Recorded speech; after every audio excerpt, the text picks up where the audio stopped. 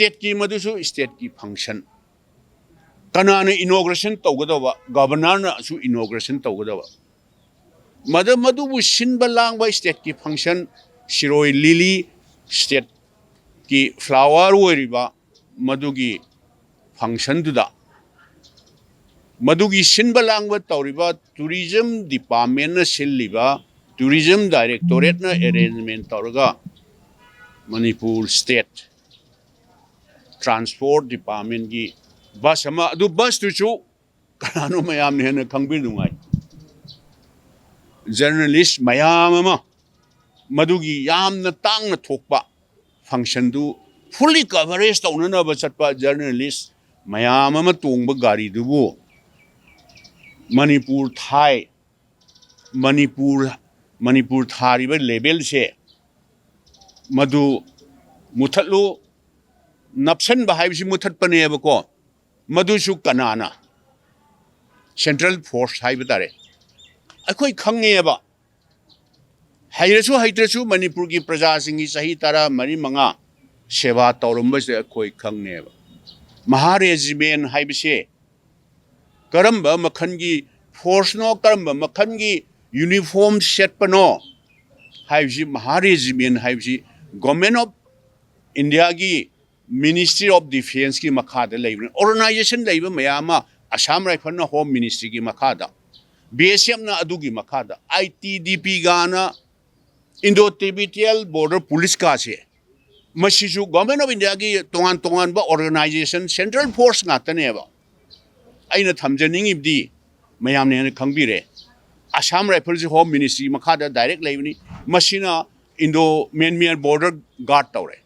सोम त्रिपुरा बेंगोल सिदना बीएसएफ न तौरे आईटीडीपी सिना सोम इंडो तिब्बतियन भूटान बॉर्डर सिदा गार्ड तौबने अदो महारेजिमेंट से मिनिस्ट्री ऑफ डिफेंस की मखाद लेबने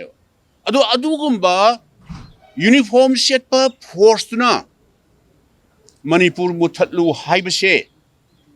अइंगोंद लेबा नॉलेज ददी without any competent authority order amta yaudana uniform setpana manipur gi level se napsalu haibsi ngamoyeba kanano madaida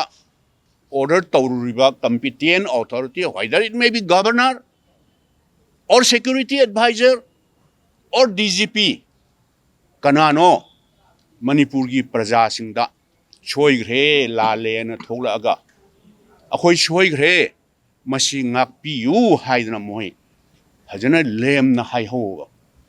karigino haibabu masidi manipur haibase moidi ngarang nahan gi haiba tareba manipur haibasi akhang ai jingna hainai runa chahi lising kya suragi haibase ba bharat na ningkha tamgraba matung phauda manipur haibase chahi lising ani henbagi itihas leiba कनागी सुमखा पोंदबा अखोई हंजन हंजन हायरे हाइजबई वानतेबा भारत निंखा तमखरबा मतुंग चाही अनि थेंगथना 1949 द खक्तनेबा India द merge तौगिबसे governor साहब ने सुमदु खंगदबनी सिक्योरिटी एडवाइजर ने सु खंगदबनी डीजीपी ने सु खंगदबनेबा कनानो मदा ऑर्डर तौरिबदो आइना खंगजबददी यूनिफॉर्म सेटपा particularly central की लाइव फोर्सिंग से मोइदी सिदा स्टेट की लॉ एंड ऑर्डर दा सिविल एडमिनिस्ट्रेशन दा मोइ से एक्ट तौबा हाइ तारे मतेंग पाक लापनी मोइ से परमानेंट नतिएबा अदु लाइव सिसु फॉर एग्जांपल दा मफम अमदा महारेजिमेंट की क्राई क्राई दा डिप्लॉय तो मफम अमदा लेरंगनेबा मफम दुदा दा लाइकवाइज असम राइफल खंगे बीएसएफ खंगे मोइ border guard tawbadani khangde krai dano government of india na darkar leiba mafam da deploy tawba mafam da reserve ki oina moi darkar leiba reserve ta haibda darkar la ga sinna ba free da leiba adugum do sato pura la ga sidai da darkar leiba mafam da manipur se india gi part amani na sida deploy tawba purakpane moi di tatha da ki banate karigino ba महारेजिमेंट दो अदुना मणिपुर की ममिंग से लौथु हाइना हाइरुसे Moina competent authority की मथक की order में याउदन तौरमदब तारगदि हुजिक फाउबा महारी Zeeman की कांगबुसे action लौदन तुमिने लेरिसि करिगिनोबा महारी Zeeman मोइ हाइजरगदमनि खुद लोलगा अखोई सोइग्रे हाइबने यारोएबा एक्शन लौगदमनेबा एक्शन जु लौद्रिसि करिगिनो हुजिगु तुमिने लेइसे ए मणिपुर गुम्बबु खरा सिविल सोसाइटी ऑर्गेनाइजेशन खरा नौनिनी ngangamagasu adum thiemaga adum numinini humlena thiemaga tukse gidabuni da haije ngarang makta loireba ngarang makta loireba kilometer manga taruki airport taina si bhauba lakpa lambi sidabu governor se leipak nga ibene ni se pikraba state kilometer manga taruki si ju ada jungle da kaida satpa lambi sunataba sidaida by road travel tauba ngamdadna helicopter na pick up tawraga sida targa Rajabhan sangi siu ikai ni ngai ni kanano ikai du si Amit Shah du ni Narendra Modi si ikai ni ngai ne ba adu aina masidi koi Manipur gi praja singda ikai ba pibani Manipur se akoi India की part अमन नत्ती सु हाइबीरो बा कोई करिनो कोई खने जरगे बा मणिपुर से India की सरुक अमन नत्ती हायर सु गवर्नमेंट ऑफ इंडिया ने हाइबीरो बा अखोई लैरिबा मणिपुर की प्रजासिंग अखोई मयाम खने जरगा मणिपुर से अखोई सा इथनना अखोई ngaksenaba ahalaman hakta ipa ipu lai haktak tai su nga aga khoi lai ni khoi ngaksenaba sengna government of India na haibiro madu clarification to biro aduga manipur chi India ki part amni hai targadi masibu bharat ki map tagi manipur thaba yaro en tharise masi governor oiba yai security advisor oiba yai DGP oiba yai kana nomna order tawri bise madu lale haidna manipur ki praja singda aina khanjabadadi masi moi haibam thui haibisi karigumba मोइने लानमगदि बको मोइने लान advice तौबो रमगदि मसी हाइजगदबनी हाइबसे आई सुमाइना आई थमजनिंग बने और ममिंग पनमबुक तल्लेबि इरेस्पोंसिबल लोइबा इलेक्टेड रिप्रेजेंटेटिव ओइबगी दैट टू रूलिंग पार्टी दे लेबा मदुसु मोइगी सफिशिएंट नंबर लेबा अदु चलगा अखोइ सिदैदा गवर्नर दा तौरगा अतै सीएसओ लाइरिने मोई बीजेपी की मनुंगसिंगदो हुजे कुकी सिनाउसिंगी सथोक सचिन तौबगी मोई राजभवन दा कैदा मोई फोलिन तौबल लेंगबदो अदुगी मनुंगदा यावब ngamdi हाइबा तारगसु कांग्रेस -5 सी माइनस तौरोबा 55 नत्रा अदो कुकी सिनाउसिंगी हुजिक लाकपदा कितंग नुंगाइति हाइगसु 45 नत्राबा 45 टू हानसु कैन तौरगा राजभवन दा उंगता पुंझलगा मोय उंतंग अखोई कॉन्स्टिट्यूशन पीबा हाइ तारे अखोई हकनिको गवर्नर दा हाइजेगदम नतिएबा अखोई गवर्नमेंट सेमगे अखोई लीडर से लेरे हाइबसे हाइगे हाइदना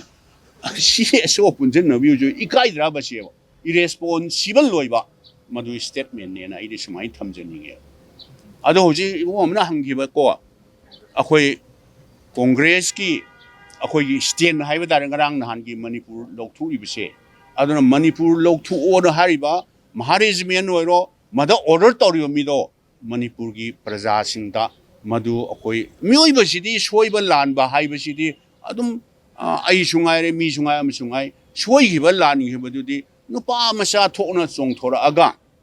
मसी अखोई फगद्राना तौरुबनी नुमितो गवर्नर यावना तौबा फंक्शन दुदा प्रॉब्लम क्रिएट तौगद्रा लंबी दो सतोक सचिन तौबदा कैनो तौगद्रा न तौरुबनी मदु सॉरी मणिपुर प्रजासिंग सोइग्रेना हाइरे लोरेना अदुदी नत्तदना हुजु फाव तुमिने लेरगा थेमगा ए आदा लाउ दिल्ली दा लाउ अदा लाउ अदा लाउ हारगा खरा लेरगा तुम तुमिन लेजगिने ना हाइबसे आइदी कांग्रेस पार्टी गिदी कोइजु प्रेसिडेंट सु लेरे सेनेटर मेंबर मयाम से लेबिरे कांग्रेस पार्टी गिदी करिगुम्बा एट ऑल नेसेसरी मोइने सुम लोसल लगा सुम तौगिब तारगा देबा अखोइदी अतै कॉन्स्टिट्यूशन पीबा अखोइदा राइट हाइबा तारे कनानो सिदैदा ऑर्डर तौरिसि कनानो हाइबसे पीआईएल अमा कोर्ट तौतादि लोटपा यारोइदना यागद्रो RTI में तब कंदा कनानो ऑर्डर तौजी लोट पे यागद्राबा महा रेजिमेंट दुदी आइदी साउदेबा मोइदी ड्यूटी तौब लापने मोइदी कनागुम कंपिटेंट अथॉरिटी की ऑर्डर में याउदना मोइ सुतौ तौरोय हाइबसे this is my firm belief रिंबा कांग्रेस की दी मणिपुर कायबा यारोय मणिपुर की टेरिटोरियल इंटीग्रिटी कायबा यारोय मसिदैदा मणिपुर मनुंगदा इंडिया की मैप मनुंगदा मणिपुर की मैप मनुंगदा मणिपुर थाबा यारोय हाइबा तारगदी मदो सिक्योरिटी डिप्लॉय तौरसी कनानो defence minister home minister this is their responsibility C BJP की एमएलए सिंग याउना मोय थिदोकदबनेबा मसे गवर्नर उनगदबनी प्राइम मिनिस्टर उनगदबनी होम मिनिस्टर उनगदबनी मोय मदा अखोई सर्विस दरकार ले कांदी we are always at their disposal any time अखोई चची करिगिनो सिरा मणिपुर थाबा यारोयना महारेजिमेंट हाइरिसे होम मिनिस्ट्री दगी लेब्रा अदुगा सिक्योरिटी एडवाइजर दरा नत्र गवर्नर दैरा मसी एप्रोप्रिएट एक्शन लौगदबने से होम मिनिस्टर दा और नत्रगा डिफेंस मिनिस्टर और नत्रगा प्राइम मिनिस्टर दा अखोई मतम पुनमक्ता रेडी लई अदो मणिपुर मनुंगदबु मणिपुर थाबा यारोय हाइबिसिबु सी लोइरद्राबा सेबो अदुना मसिददि कांग्रेस की स्टैंड दी हाइ अखोइना हाइजिरिसिनी मणिपुर के अपुनबा टेरिटोरियल इंटीग्रिटी दा एनी टाइप ऑफ सिंगनबा अखोइ सुया यारोय मणिपुर थाबा यारोय हाइबिसे मसी लोइरबना अदु मोइना सुम लोतना सुम लइबा तारगदी दरकार लागदी आइन की मतेंग लौरप याय हाइबिसे आई सुमाइना टेंटन थमजेबा